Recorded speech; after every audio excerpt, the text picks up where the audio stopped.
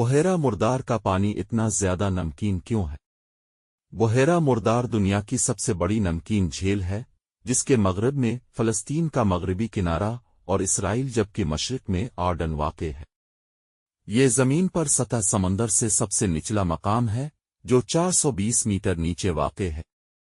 یہ دنیا کی سب سے گہری نمکین پانی کی جھیل بھی ہے، جہاں کوئی پرندہ، مچھلی یا پودا دیکھنے میں نہیں آتا۔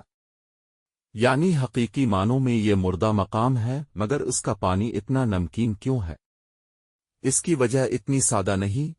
در حقیقت بحیرہ مردار کو پانی دریائے آرڈن سے ملتا ہے، مگر آگے بہنے کا کوئی راستہ نہیں۔ آسان الفاظ میں بحیرہ مردار سے پانی کا اخراج صرف بخارات کی شکل میں ہوتا ہے، اور یہ بخارات اپنے پیچھے منرلز اور نمک کو چھوڑ جاتے ہیں۔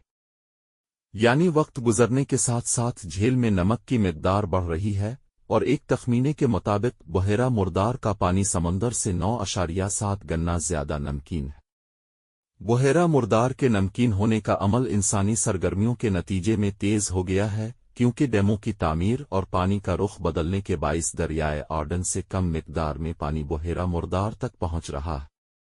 تازہ پانی کم مقدار میں بحیرہ مردار تک پہنچتا ہے، جبکہ خطے میں درجہ حرارت اور دیگر ارضیاتی وجوہات کے باعث وہاں پانی زیادہ نمکین ہو جاتا ہے۔